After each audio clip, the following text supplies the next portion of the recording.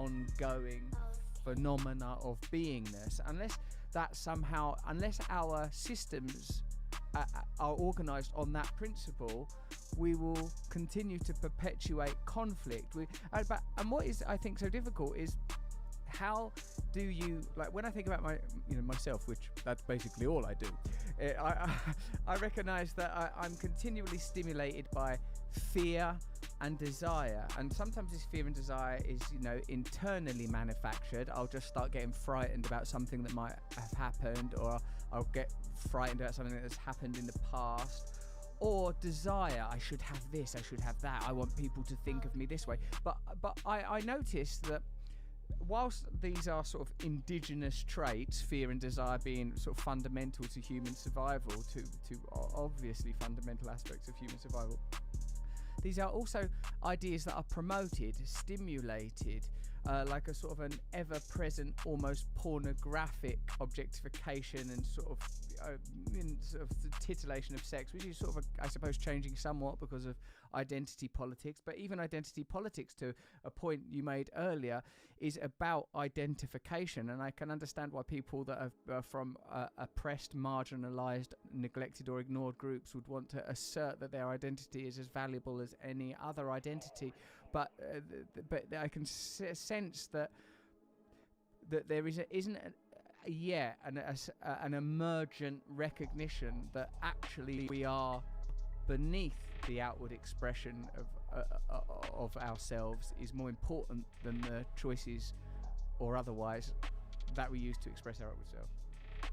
Yes, that's very true. And so one could almost say we need to learn to live in two worlds. One is a world of form. That's you as a person, not only the physical form, which includes, of course, we talk about race, color of your skin, physical. That's perfectly fine. We're not dismissing it as totally irrelevant. I wouldn't want to go there and dismiss the world of form as totally irrelevant, because if you do that, the world of form, if you say, oh, it's all, or you could say the form is all illusion. Some people say that on the deepest level, it's kind of true, but I don't want to go there. If you dismiss the world of forms, it's all illusion, I don't have anything to do with it anymore, you're in for a very rude awakening, because the world of form will challenge you. Even if you deny it, it will challenge you. It's here to challenge you. It's not here to satisfy you. It's here to challenge you. But you have to, instead of in some spiritual traditions, there was complete turning away from the world, and I don't think that is the way to go, especially for us now. To accept the world of form, and as I said before, to honor it, is also important, and that includes racial consciousness, for example, to see that your race is actually, there's great value in that, and there's a huge tradition, there's all your ancestors and so on. For black people or native, especially native people too, they have all the suffering of their ancestors that goes back centuries, and all that is important to recognize and to become aware of. And they might find that within themselves as what I call the pain body. Pain body is accumulated emotional suffering from the past, your personal past, suffering from childhood. It doesn't just disappear. It leaves traces, energetic traces in you of pain, emotional pain. And humans carry this pain body, which is like a little entity that periodically comes up and wants to actually experience more pain. So I call it the pain body. In relationships, people often have it every 2 weeks or whatever. They go through that drama, the pain body over to something, because this energy field of emotional pain that lives in you, almost autonomous kind of a little being, not happy. It's suffering from the past. Emotion, it lives in you. And of course, that wants to come up periodically, because it needs more suffering to feed on. It presses the other person's buttons. It wants an emotional reaction. It wants the drama. And once it's in it, it doesn't want to. It wants it to continue. And that goes on for a while until it's absorbed enough energy from. It's the same energy frequency, one could say, that its own being is this energy frequency of pain and drama and unhappiness. That's a personal pain body. It can feed on your mind too. The emotion rises up into your mind and then controls your thinking. And so when you're not aware of it, the pain body is the emotional aspect of ego, a very destructive emotional aspect of ego. When you're not aware of it, it becomes part of your ego. When it amplifies what you think, then your thinking becomes deeply negative, either about yourself, about life in general, about other people or groups of people, whatever, about God. It's very negative. So your thinking is controlled by emotion from the past. Another aspect of the pain body is the collective aspect. It's not just personal.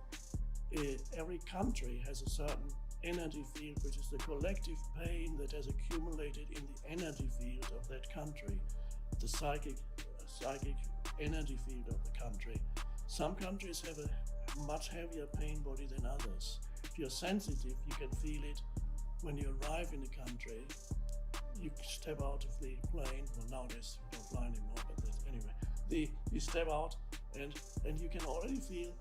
Sometimes it's a heaviness in the energy field.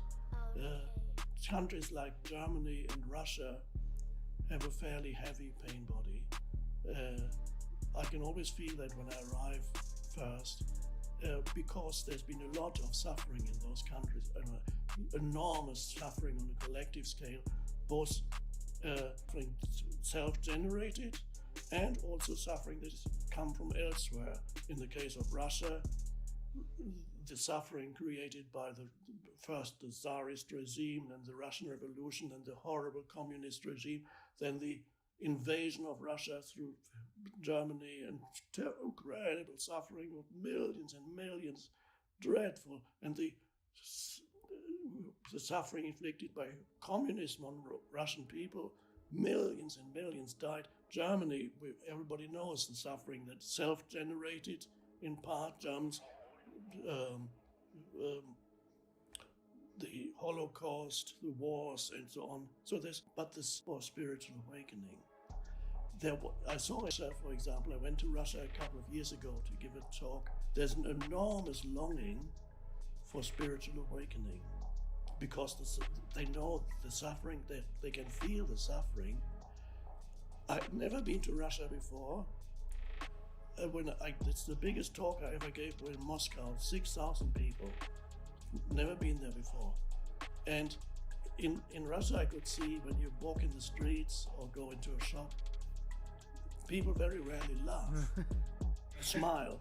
You have to be serious. The first couple of days I smiled a lot and people looked at me as I was insane. And then on the third day I said, okay, I'm going to just be serious too. And then I got a compliment a couple of times. People said to me, oh, you look Russian. So I was fitting in. I didn't smile anymore. But that in the Russian soul, the Russian collective was enormous longing for spiritual awakening. So often it's the case that people, or in countries where the pain body is heavy, those people are also very often at a greater point of readiness than somebody in whom the pain body is still relatively light. Because you are continuously experiencing suffering that's generated by your pain, whether it's personal or collective. Interesting, even in countries like Canada and the United States, in many ways they're very similar culturally and so on. When occasionally I drive across the border from United States into Canada, or the other way, and the landscape is the same, everything is the same, and yet the moment you cross the border, when you go into Canada, you feel more of a lightness, a bit more. You can suddenly breathe, take a sigh of a more gentle energy field. When you drive back into the United States, a more nervous. It depends where in the States you are. Such a huge country. There are different energy fields in the States, of course, many different energy fields. But as a whole, there's a much more nervous energy field. But of course, it's also more dynamic, so that's another aspect of it. Do you think are a reflection of culture and human activity, or do you believe that the land itself, almost the geology and geography, might have character that comes through places? That, you know, the subject of Psycho London, Eckhart, where they're near Tottenham Court Road, the area of St Giles. This place was, when there was the gin epidemic of the 18th century in London, this was where all the gin houses were. And then when I was a drug addict, you know, 300 or 400 years later, like, that was where you would, like, the last resort. If you can't get heroin anywhere else, that is the place you go. Every so often they try to gentrify this area. They've tried again, actually, with a sort of an international rail link. But it's like there's something in the energy there that is, in this case, to do with addiction, hedonism, self-destruction somehow. I wonder if there's some character there. And while I'm on this little flow, I sometimes feel that in addiction, when you watch people with very severe addictive tendencies or chemical dependency, it is like they're trying to destroy themselves, but are going about it in the wrong way. It reminds me of your famous "cannot live with myself any longer." A lot of addicts will use idioms like, "I want to get off my head. I want to get out of off my face. I can't stand myself." People are trying to escape from themselves. It's like the impulse is a spiritual impulse, but there is no culture, no mechanic, no teaching, no tradition to guide them. Very true. So the addiction could also be alcoholism. There's an unconscious longing to be free of yourself, of the self, because it's experienced as such a burden to live with yourself, and I experience it too. But many people, they go to the drugs because, as you just said, the self is experienced as something very heavy. It's a burden, and then what they do is they by the intake of these things temporarily frees them from themselves. But of course they always have to come back. But how does it free them? It frees them from themselves by taking them below thinking. It takes you below thinking, and that's one way of becoming free of the self, because the self is mind generated. It's a mental image. If you go below thinking, it gives you temporary relief. You can also have sometimes people just before they go to sleep, you're already halfway between the state of wakefulness and sleep, and you can suddenly feel this enormous sense of well-being as you move towards the unconsciousness of sleep, because you've been freed from yourself and all your problems and all the turmoil in your mind. You're so tired that you don't remember the turmoil of your mind anymore.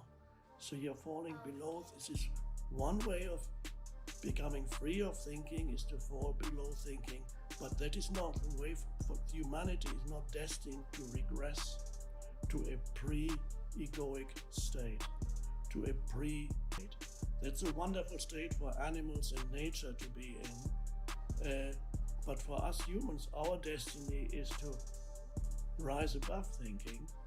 Doesn't mean we don't think anymore, we transcend thinking in the sense that we are no longer trapped in the movement of our mind. We rise above it, we experience awareness, that is alertness without thinking when we want to, and then we can think more productively and more creatively. So we are not pretending doesn't mean that we completely think we still need our minds. We need to think, but not the destructive, problem-making thinking of the egoic mind, which is lack of awareness. Our destiny is to become free of the self by rising above it, transcending, not falling below. But it's sometimes people who are spiritual, ready for spiritual awakening, and they go the wrong way.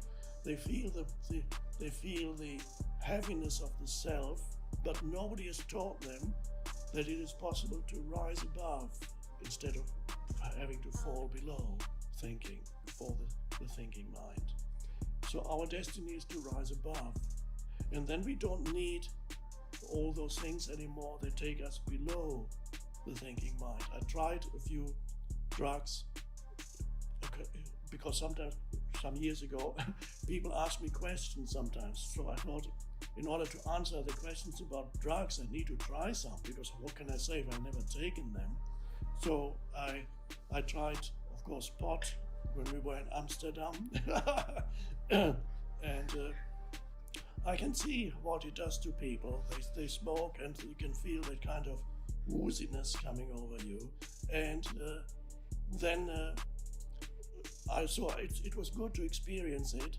I much preferred my normal state of consciousness, so I was very happy to come. And I was still aware even while it was happening.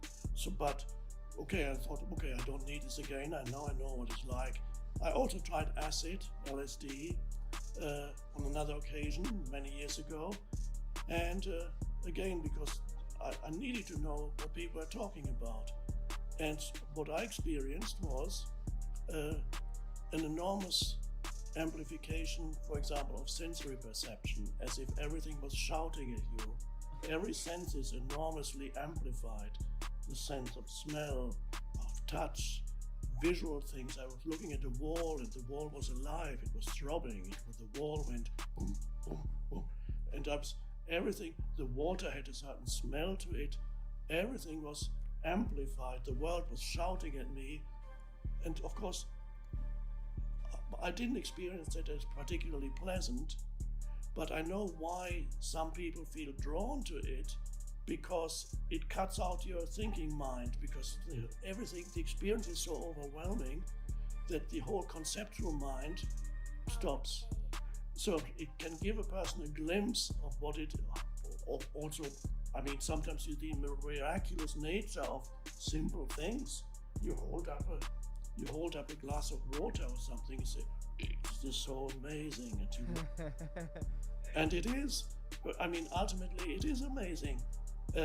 But before you didn't realize it, because you experience all the world only through your conceptual mind. Everything becomes immediately conceptualized. So you inhabit a dead concept. It's not only a conceptual universe, your whole identity is a conceptual identity, which is ego. Mentally fabricated identity. And to be taken out of that. So for some people who are very much trapped in their conceptual mind, I imagine it's a revelation to experience something without the interference, without this dense screen of conceptualization. And you say, wow, the world is so miraculous, which truly it is. But I think for some people it might be an opening to have that. If you become dependent on something for you to experience that, ultimately it will lead you astray. It will not ultimately help you to rise above thinking. It will eventually take you below thinking. So, although it can be an opening perhaps for some people, as Huxley wrote about it, the doors of perception and so on.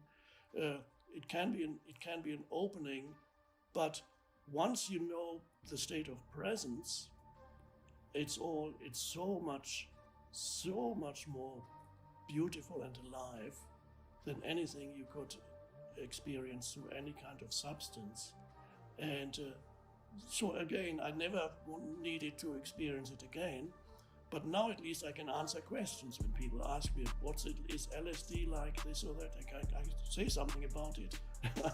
With some natural psychedelics, which I have not experienced actually, I just took LSD when I was younger, people talk less about the heightened sensory experience and more about the dissolution of the self, and in cases of some psychedelics, a real engaged experience with an other entity, often personified, elsewhere feeling like a spirit of nature. And as a person in recovery, I don't drink or use drugs one day at a time. When I hear these descriptions, I feel like the excitement and attraction that I feel, I believe, is a kind of mobilization of my own intuitive knowledge that there is a God, frequencies of consciousness that are operating, that is possible for us to experience. And indeed, when you talked about like that sensitivity and intuitive awareness of the character of land and different countries and places having pain bodies and frequencies, I can see that if you're, because I've, all the time while you're speaking, I'm aware that I find it really hard to not think. My mind is very, very busy. I need to be sort of quite particular. I know from speaking to you before that you don't meditate, you just remain continually present. It's not like you go off for 20 minutes or half an hour or anything like that. And I feel that obviously you had a kind of very stark epiphany that seemed like, one day you were this person and the next day you were another person. And the awareness behind the person, I suppose, to use your terminology and your own explanation. But like for me, I do sometimes experience transcendent awareness. During this conversation I have, when I focus very much on what you're saying, I feel free and I'm completely present in the moment. But I have always had this tendency to return to carnality, always had this tendency to return to wanting, always had this tendency to return to caring about what other people think about me and if I've got enough status. I seem to have a lot of this, whatever it is that weds people to materialism and to the conceptual mind. It feels strong in me. What do I do about that? Well, you don't really need to do anything, because if you attempt rid of something that you observe, then you very often give it more energy. If you fight something, you give it more energy. That's why, for example, the war against drugs work. The war against anything doesn't work. So to be as much aware as you can, even as a desire arises, for whatever it may be, to be aware that there is a desire arising and just be there as the observing presence. For some people, for example, that's probably not the case with you. Some people are addicted to food intake, in order to fill some gaping void that they experience, or to dull the pain that they experience. And they find themselves already munching something and they didn't even know how it got into their mouth, because the movement was unconscious. If you can observe a desire, if it's food or if it's drink, desire arising to go to the fridge and get out the chocolate cake, so you feel the desire rising, that's already an enormous gain in consciousness, if you can feel the desire rising instead of just being the desire. So if you can feel it, and instead of condemning yourself for it, I would sometimes recommend to have a little gap before you do what the desire wants you to do. Have a little gap. Let's say the desire says, I've had a tough day, because sometimes desires are associated with mental explanations that to justify for what you're going to do. For example, it says, well, that's the only thing that still I'm not going to renounce drink, because it's the only pleasure I have left in life taken from me. It's the only thing that I have for example, kind of justification. Or says, okay, I've had a tough day again, I deserve a treat, I'm going to have that chocolate cake.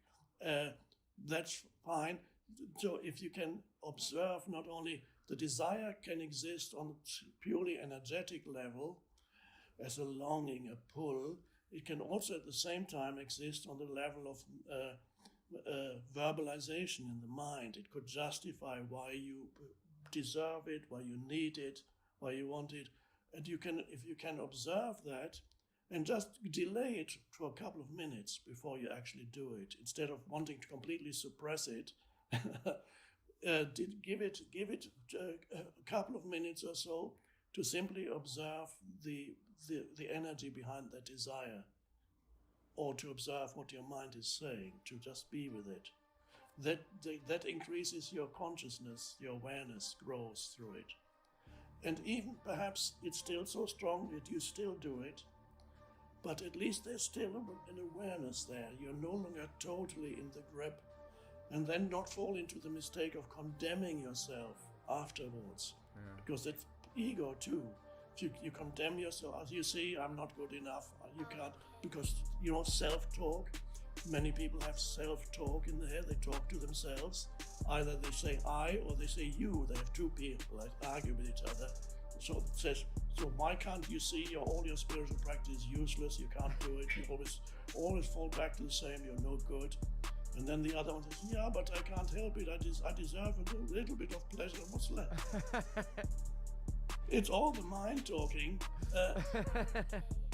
Can you be aware of that? And if that awareness grows, and you use all these opportunities for just a bit of bringing some awareness, and gradually the force of the desire will diminish if you bring more awareness in, and then there's a space around it. It's no longer all consuming.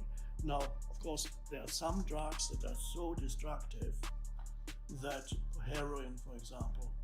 Now, heroin is one I'm not going to try, even though people might ask me about it. But it's very nice. I have known people who had how destructive it can be for many people. Where the question is whether that awareness is there in a human being already, whether that's not something that you can just bring about. It's almost like grace to have a minimum of awareness that suddenly is in you. And perhaps it comes through suffering for many people. Eventually it brings you to an awareness. I've met many people in my retreats and talks who have come through what's it called, AA, Alcoholics Anonymous. That has been an opening for many people into the spiritual dimension. And so then retrospectively you can say, you can even become thankful for your addiction, because if eventually it leads you to an awakening, then retrospectively the addictioning actually was a good thing. Any pain, any suffering that you have been through, if it leads you to this point of awakening, retrospectively, even if it all while you were in it was completely meaningless, suddenly it has meaning. It's brought you here. All the suffering has brought you to this point of where you see the possibility of awakening and transcending and realizing the transcendent dimension to who you are, which is also the transcendent dimension of life itself. And so it's all worth it. Thank you. Since you had that awakening, which for me it sounds like your experience was about pain body, depression, suicide, you do not feel it? Like, when was the last time that you had to be aware of desire or fear rising up in yourself? And if it isn't very often, how do you consume culture? How do you participate in a culture that, for me, as we've discussed, is a manifestation of that kind of egoic consciousness and continually tries to sort of attach nodes onto you to electrify you into fear and desire? What happens? When do you experience it? Do you ever experience it, the original phenomena? And I enjoy things. I enjoy a couple of glasses of wine with dinner. Do I have a desire? I suppose it could be called a desire. I would be. If I didn't have it, it would be fine too. So it's not a. I don't really have much desire for anything. My favorite. Sometimes people ask me, "What do you do for fun?" I say, "Fun." Actually, my most enjoyable moments are the times when I'm not doing anything at all. I just enjoy the being of this moment. It could be contemplative. Sometimes I just sit here and look out of the window at the trees. I look at the sky. I breathe. I look at items of furniture. And it's just so peaceful and wonderful, everything around me. And and I could sit here for some half an hour or an hour just in. It is so beautiful. I suppose that's my fun. What's not what usually would be called fun, but to feel the being. Now, being is another word for what we're talking about. To feel ultimately, so it's not just what you see when you're contemplative. We contemplate things. Contemplate, by the way, is related to temple. It's sacred. There's something sacred to it. Contemplation. So if real contemplation, there's something sacred, because you mentioned the word sacred earlier, which is a word that you hear very rarely in the modern world. I haven't heard the word sacred on CNN recently or in the New York Times. Sacred is a rare word because most people have no idea what you're talking about. But sacred is in a very important dimension. It's an aspect of exactly what we are pointing to here. So when you contemplate the world around you and in its beingness, the trees, but even so-called inanimate objects, I actually like sometimes to just, you touch them, they're there in their simple beingness. And what really underlies all that is feeling within the joy of just being, the joy of being alive, of being. And that is what in India, in the Indian Hindu tradition, is called Satchidananda. Satchidananda are three words that are strung together as if were one word. Sat means being, Chit means consciousness, and Ananda means bliss. So if you string these together, being, consciousness, bliss is a single thing or no thing to realize what. So when you are in that state of Satchidananda, it's a simple realization that you are the beingness of you. But when I say you, it goes far beyond what you think of yourself as a person. You have transcended who you are as a person, because your personal history is totally irrelevant. You can whether you sit on your private jet or in a prison cell, you can sense Satchidananda within yourself. But it's more likely that you will sense it in the prison cell than in your private jet. More likely. So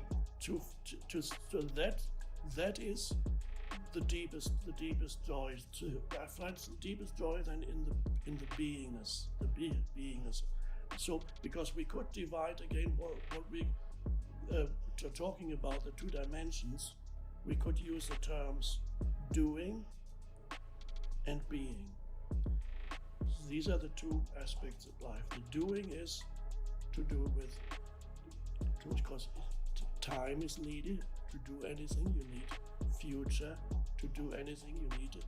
Time comes in. You're active. All thinking is doing. When you think, you're doing something. You're doing the thinking. Well, you're not, in many cases, you are not doing the thinking, but the thinking is done for you. It possesses you. people say, I think, they don't think. In most cases, when there's no awareness, thinking happens to you. You're not thinking. The mind has a life of its own. In the same way, you wouldn't say, I'm beating my heart. The heartbeat is happening to you. But this is also true in the absence of awareness. You are just possessed by the thinking mind. It does what it wants to do, and you think you are it. So that's just an aside. So the doing, thinking is doing also. The doing dimension, there's always the next thing that you need to be concerned with. What do I do now? What do we do next? Some people, doing is all they know. Again, the same thing we talked with families. If you go to families, children, have you done your homework? Have you done, now do this, brush your teeth, do that. The only way they relate to their children is to some kind of, either they say stop doing it or do it. So that's all there ever is, and there's something so vitally missing, and that's the being dimension. To be able to look at your child, to be able to listen to your child, to give them your complete attention, but not conceptually, but in that spacious awareness, to look at the child, to recognize their beingness.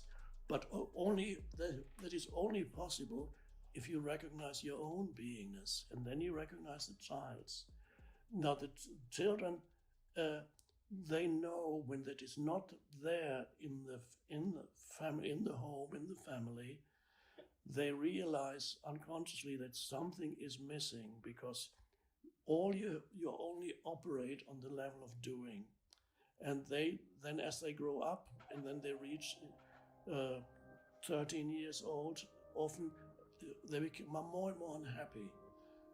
Many children these days become more and more unhappy, and even before that age, many children have attention deficit syndrome, whatever it's called, restlessness, and of course, yes, something has to do also with the continuous use of electronic devices, iPads and all that stuff. Yes, that has something to do with it too.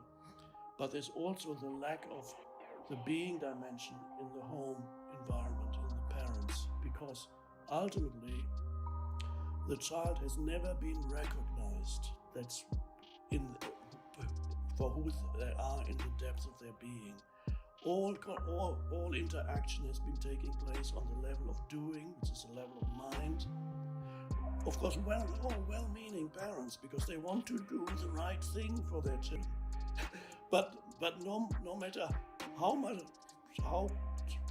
much doing you do and wanting to do the right thing for your child, no doing is enough if you neglect the dimension of being.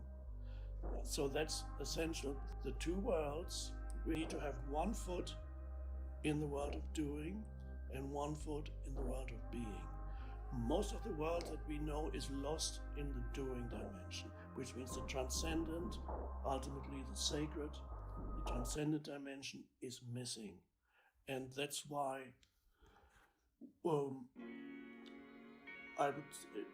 a society needs some access to the transcendent dimension to give people. In traditional religion, yes, traditional religion has been 90% mind stuff, 90% egoic also, identification with belief structures, ideologies, making others wrong, all ego, we are right, you're wrong, all ego. But there's always, it's a kind of arbitrary figure, 10%, it's still provided, 10% is a very small opening into the transcendent. Even if just by reading some of the parables of Jesus or a few deep passages there are some incredible jewels in the Bible. There's a lot of mixed stuff there. Of course, the Bible is many, many books written by many people. So there are some great spiritual jewels here and there. And then there's a lot of cultural stuff too. That's cultural, very limited understanding. But anyway, religion has provided traditionally a small glimpse for quite a few people still, just a glimpse of the transcendent. For example, looking at Jesus on the cross. which at first seems a strange thing. If you come with an extraterrestrial here, you might think, why do these people are on their knees in front of a person who is nailed to the cross? This is so weird. But if you look more deeply, there too, it could, if it's used rightly, it's not always used rightly, it could, and for many people it was, a small opening into transcendent dimension. How? By identifying the suffering of Christ is also my suffering. We are going through this suffering, and it gets you to a point of surrender or acceptance of what is, the isness. And that's an opening into the transcendent dimension. Any point of acceptance, even accepting the unacceptable in the present moment, doesn't mean if action is possible, you take action, except especially if death approaches, or you're very sick, or you suffer greatly, enormous loss in your life. Millions of humans continuously have experienced these things. There are points when only surrender is a possibility for you to be free of suffering. And you look at the image of Jesus. What does it point to? It points to join these. St. Paul talked about that too. The suffering of Christ is my suffering. So you, through identifying with the archetypal figure, one could say Christ is the archetypal human, and it shows what is possible because it's. But the cross, which is a torture instrument, so he is nailed to the torture instrument. But the cross has a double meaning. The cross is also a symbol for the divine. So sometimes you see just the cross. The cross is a symbol for the divine. The cross is a torture instrument also. And you bring the two together, which shows that one important portal, a very important portal, and traditionally for most humans, into the transcendent dimension is suffering and the acceptance of suffering. And that is there in that way, not the ideology of it, but this direct experience has traditionally offered a portal into the transcendent, and that for many people has disappeared now. So in many countries, traditional religion is kind of become quite meaningless. But that's just so it has taken away from humans that. So there many humans are at an intermediate stage now that has been taken away from them or has dissolved. They can no longer believe in, which is understandable, they cannot believe in mythology anymore, that's all that. But they haven't yet found access to the transcendent dimensions through another way, which of course is spiritual teaching comes in, but many humans have not yet had contact with any spiritual teaching. So we can now go beyond to, if religion does not work anymore for a human being, which started with Nietzsche, and Nietzsche said God is dead. Of course he meant that the God that we created in our minds, that's so the access to the transcendent. It's very important to have that in your life. If you don't have that transcendent dimension, then life is just a veil of tears and frustrating. And that is suffering. Buddha said, dukkha, suffering. All life is suffering. Dukkha, wherever you go, whatever you do, you will find dukkha, which is translated as suffering. Other translations are unsatisfactoriness, insufficiency, misery, or just plain unhappiness. That's dukkha. Wherever you go, whatever you do, you will find dukkha. That sounds very negative, but the other part of his teaching is in his own words, he said, I show you suffering and the end of suffering. Meaning, I show you how you create suffering by your unconsciousness with the self, which is a fiction. And I show you the Buddhist teaching is also into stasis by the dominant egoic consciousness. I like what you said about the image system around the crucifixion, that the God-made flesh must suffer, must die in order to be reborn as God consciousness, as aware consciousness, after some time in the cave as well, after some time in the darkness of the cave. I'm thinking too about what you have said, Eckhart, in the recent both mathematical, well, primarily mathematical analysis of the universe reveals that it's likely, because I believe that it's true, but even from a mathematical perspective, possible that intrinsic part of the universe not evolved from matter, which is no different from the paradigm of there is a creator, there is awareness, there is God in an even shorter word. And I like what you said too about it being a kind of intermediary way, intermediary moment, a shrugging off of the old orthodoxies and institutions, but not yet a recognition of the all-encompassing sacredness trying to really realize itself in the present. Of course, the thing that you have perhaps best known for is this be here now, presence now, the power of now. And it seems to me that is your teaching often returns to come back to now. You said once to me, that the minute you finish teaching, that's it now. You're not that identity anymore. Now you are so that you are using the senses and awareness as kind of instruments of the sacred to continually bring you back to the presence, whether it's feeling the energy of your own body or using your senses to observe what's happening. Yeah, I've understood some things. Yes, wonderful. Thank you. Thank you. So carry on with the wonderful work you are doing to bring consciousness. Yes. That's what's needed. I will do this. This is. I've gone back and forward all my whole life between ego and purpose. I get like I recognize something and it feels very clear to me, and then my ego comes in and claims it and makes it its own, and then everything falls apart and explodes for me.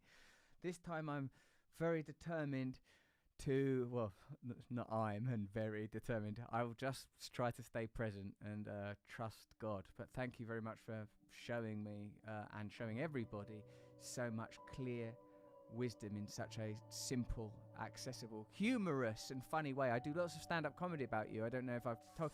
One day you will see the stand-up comedy show that I do, and I think you will like it. There's impressions of you.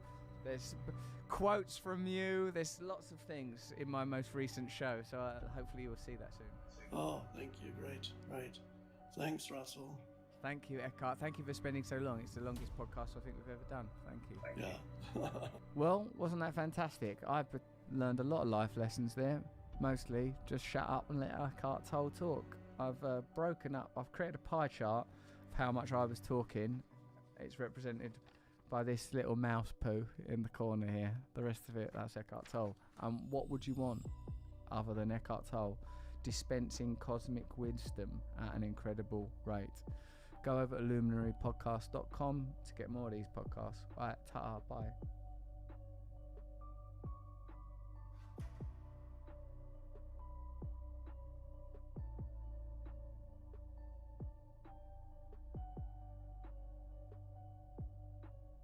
Probably the case. You are. Identity begins with you about the death of Civil rights. What do you feel about this particular? Before I went through a kind of shift in consciousness when I was 29,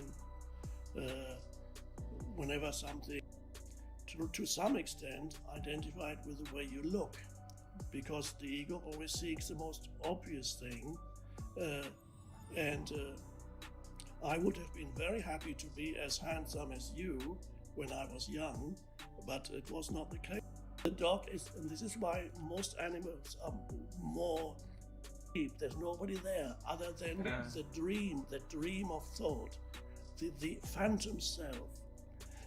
So waking up means to suddenly recognize that the thoughts that go through your head continuously, but also the emotions that reflect those thoughts, are not who you are.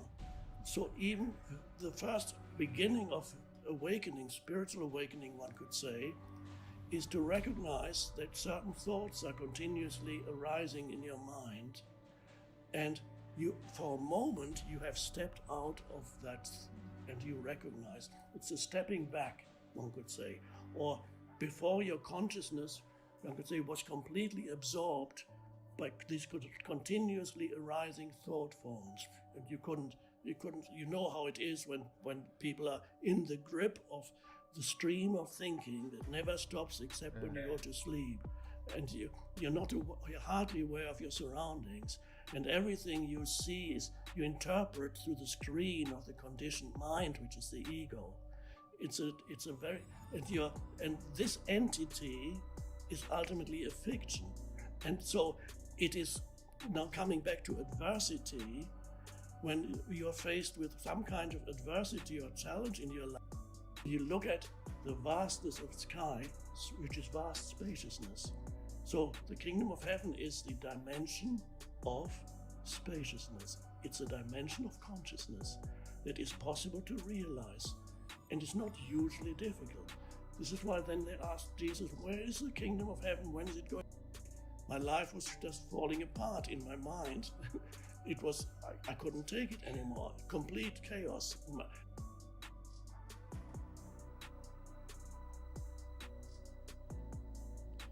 We've had the alarm clock for the first awakening, and now comes the real awakening. For some people at Hollyhock, good morning. That may also be the alarm clock, because it's 7 o'clock in the morning there. Austin, I don't know, it's 8 or 9 o'clock there. Maybe half awake. Here everybody is fully awake in one sense, and perhaps also in another sense of the word.